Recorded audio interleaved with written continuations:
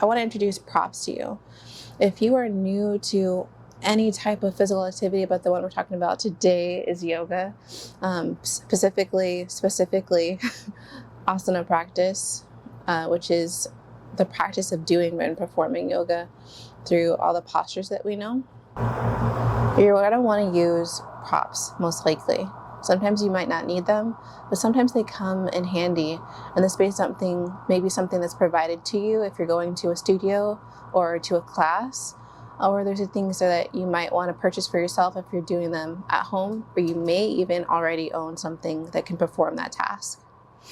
The first one I want to bring up are blocks. We can start at blocks, we can start at blocks. So blocks, this is my preference of block material. Mine is cork. I like something that's very thick, very sturdy. Me being a clumsy individual, I find confidence in a yoga block that is cork because it stabilizes me, and it makes it so that I feel comfortable doing a posture I haven't done before, because I know this is going to aid me bringing the floor up to meet me. As in, let me go further into that. As in, if you were in a posture called Uttanasana, forward fold, you're standing forward fold, and you couldn't reach your toes, you're bending over yourself and you couldn't tap your toes with your fingers, or you couldn't reach the floor beneath you, then use a block. Bring that up to the highest level, medium, or the lowest level, right? Blocks are made out of different materials. There's cork, there's foam, there's wood. You really have to play around with what your preference is, and don't be shy and ask someone else to try their block and see if that's for you. Like, you see it, you ask somebody, they may or may not say yes, but most likely they will. Another thing that's probably the basis of yoga, which is your mat. I personally own 2 mats. This isn't because I'm a hoarder of mats. It's just that they perform 2 different functions for me. So, as I mentioned before, I'm sort of a clumsy person, right? I've always been that way. I always injured myself as a kid. And from that, I have some old injuries, and sometimes I just have areas of my body that just pain me from time to time, right? So one of my favorite mats is this one here. I try to put all my materials close by. One of my favorite mats is this one here. It's a Scoria yoga mat. It's the extra thick, extra wide version. I'm in no way sponsored or an affiliate of them. This is just one of my favorites that I buy every time I need a new yoga mat. That's the one that I've been keeping next to me. The first one I had for 6 years, which tells you of its quality, and I used it indoor and outdoor. But you have to know that if you're going to get a yoga mat, you need to know how you're going to, you need to know what you're going to do with it at the end of its life. Sorry, the sun is going down. So when that yoga mat is at the end of its life, can you recycle it? Can you compost it? Is there another way that you could use that yoga mat? Maybe you could use it for camping as a spot to put your shoes or to wipe your feet off or whatever. Think outside the box and see where you can use it. Maybe use it in your garden or something like that, rolled up, and it can be a knee pad. Or maybe you could cut it up and use it for various things around the house. Think outside the box so that you're not buying something that only has one purpose and can't be reused. The other mat that I have is this thin one. It's by Jade Yoga.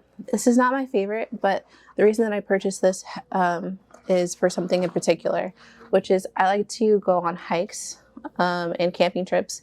And I know that when I'm out there, I like to practice yoga or do some yoga stretches. And for me, I want a grippy surface. I want something that's lightweight that I'm going to put in my pack, and it's going to be able to fold up. And also I could use it for various other things, like, as I mentioned before, something to put under my hammock on the floor so that I can step onto that rather than the ground if it's really rocky or has lots of debris underneath it, whatever.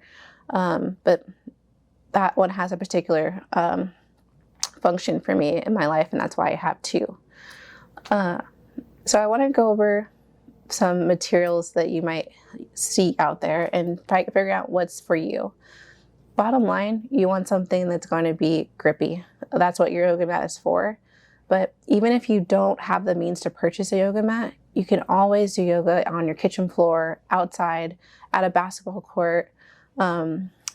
Keep in mind, if it's the weather and it's very, very hot, you're not going to want to put your hands or your feet on something very hot. But yoga can be practiced anywhere. You just need a flat-ish surface to practice on. And that'll be just fine. Okay, next one. You're going to see a yoga strap in some of your classes. You might use this. And what a yoga strap is for is to provide length to a limb. So let's say you're on your back, or let's say you're on your back and your teacher or instructor asks you to grab your yoga mat, put this loop on your foot, and I want you to bring your foot closer towards your torso. If you couldn't, you're going to use this strap. If you couldn't hook your fingers onto your big toe, or you couldn't grab your foot, you couldn't reach it, this will help you. Or there may be a difference on either side of your body, and it helps you to use the strap on one side of your body that's more tight, and on the other one you may be able to grab that limb.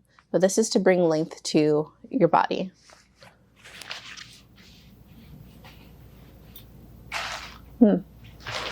So let's say you're in a restorative class. You will have things like a hemp blanket.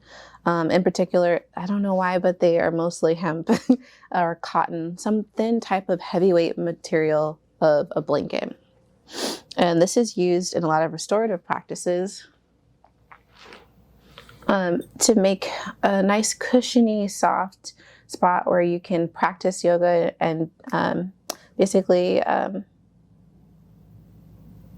where you can practice and feel comfortable, the most comfortable that you can be in a posture.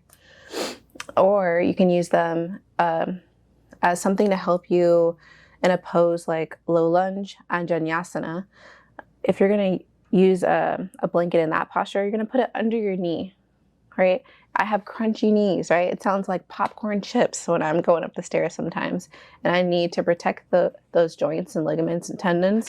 And the way to do that is to put down something on the bottom of the floor if I know I'm going to be on my knees, or I just keep it handy next to my mat. And if the teacher says, I want you to go into a certain posture and it requires me to be on my knees, I'm going to set myself up for success and put down my yoga blanket, right? And later in the future, we'll be creative and we'll use these props, and you'll see that they can be used in a variety of ways.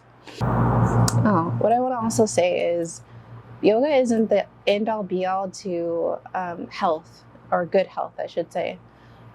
A lot of the time, stretching is very useful for mobility, but it shouldn't be the only thing that you do to stay healthy or think yourself healthy. Having a proper diet, nutrition, having an exercise in your life that has strength involved with it, like lifting weights, is very beneficial. Having some kind of cardiovascular exercise is super effective in having good health.